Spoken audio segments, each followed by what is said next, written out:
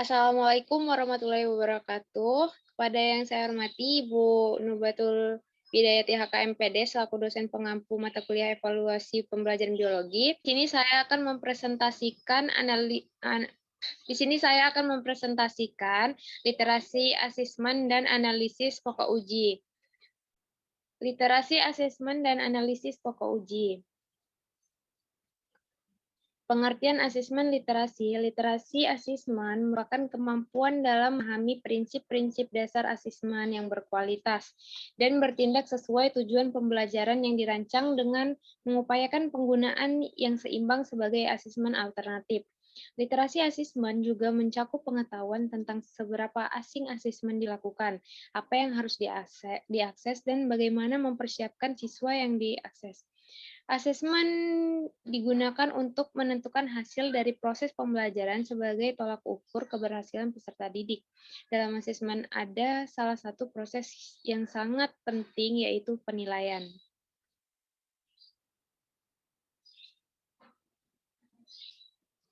Macam-macam asesmen yaitu ada dua, asesmen formatif dan asesmen sumatif. Asesmen formatif yaitu sebuah penilaian yang dilakukan untuk mendapatkan informasi mengenai proses pembelajaran yang sudah dilakukan. Tujuan dari penilaian formatif ini sendiri yaitu untuk memantau perkembangan belajar siswa serta untuk memberikan umpan balik berkelanjutan yang dapat digunakan oleh instruktur untuk meningkatkan pembelajaran mereka. Contoh asesmen formatif yaitu menggambarkan peta konsep di kelas untuk mewakili pemahaman mereka tentang suatu topik, mengirimkan satu atau dua kalimat yang mengidentifikasikan poin utama sebuah pembelajaran.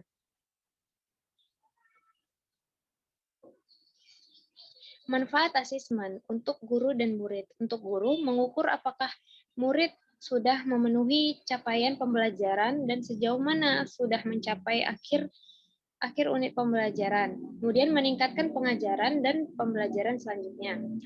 Manfaat untuk murid yaitu memahami performa di akhir unit pembelajaran.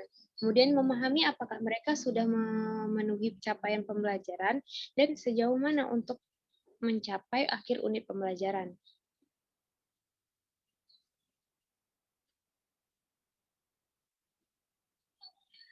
Kemudian, asesmen sumatif. Asesmen sumatif merupakan asesmen yang dilakukan guru setelah menyelesaikan proses pembelajaran. Asesmen sumatif tidak selalu dilakukan di akhir pembelajaran.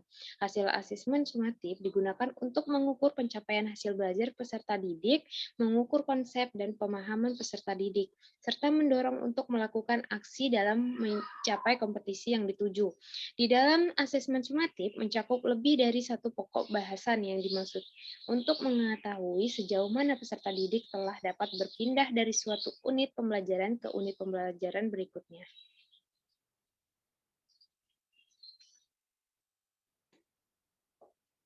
Bentuk-bentuk asesmen formatif dan sumatif. Asesmen sumatif dan asesmen formatif dapat dilakukan secara tidak tertulis maupun tertulis. Contoh asesmen formatif dan contoh asesmen sumatif dalam bentuk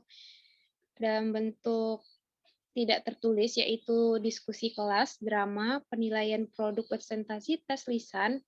Sedangkan contoh bentuk asesmen formatif dan sumatif yang tertulis, yaitu refleksi jurnal, esai, poster, dan tes tertulis.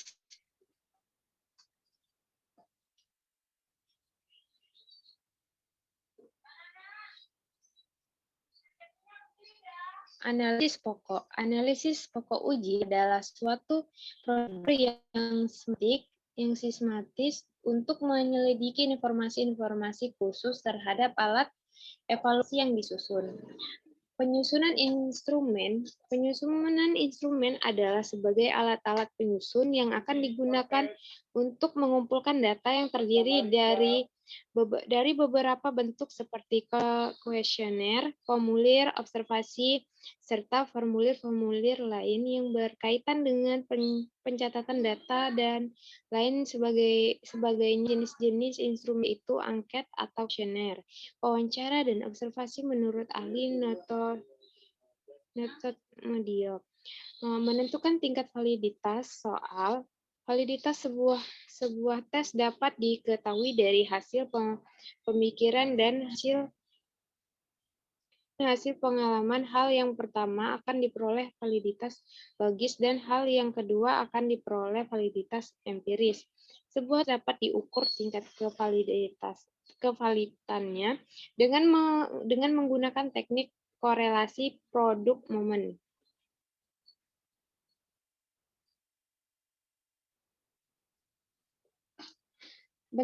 Bentuk-bentuk asesmen formatif dan summatif.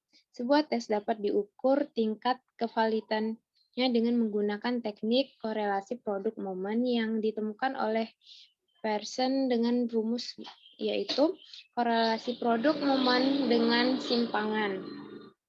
Rumusnya seperti yang ada di PPT, RXY sama dengan sigma XY per akar sigma X kuadrat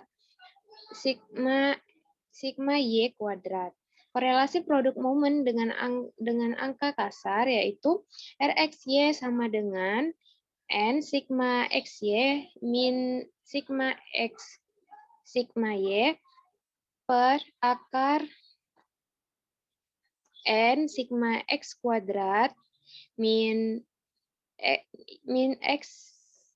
sigma X kuadrat. N sigma Y kuadrat min sigma Y kuadrat.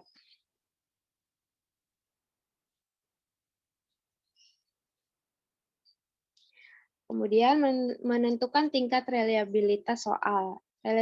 Reliabilitas merupakan ukuran suatu kestabilan dan konsistensi responden dalam menjawab hal-hal yang berkaitan dengan konstruk-konstruk pertanyaan dan merupakan dimensi suatu variabel dan disusun dalam suatu bentuk kuesioner. Rumusnya seperti yang ada di PPT.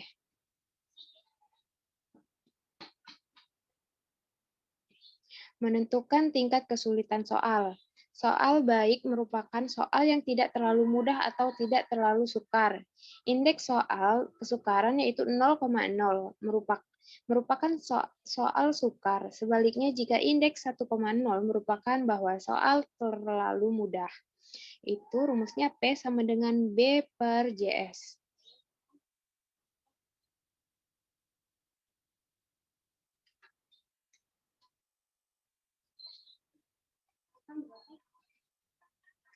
Menentukan daya pembeda. Itu daya beda adalah tingkat kesulitan soal untuk membedakan antara siswa yang cepat memahami dengan siswa yang lambat memahami. Rumusnya D sama dengan BA per JA min BB per JB sama dengan PA min PB.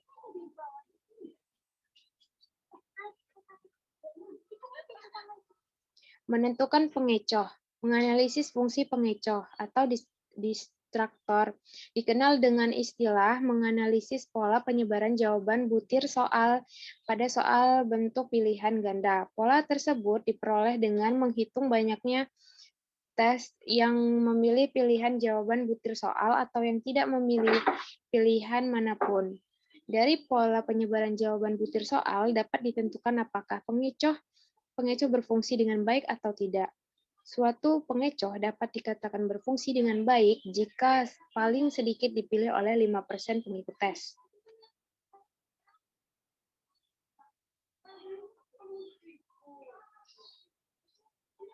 Baiklah, itu saja yang dapat saya sampaikan. Kurang lebihnya saya mohon maaf. Saya akhiri. Wassalamualaikum warahmatullahi wabarakatuh.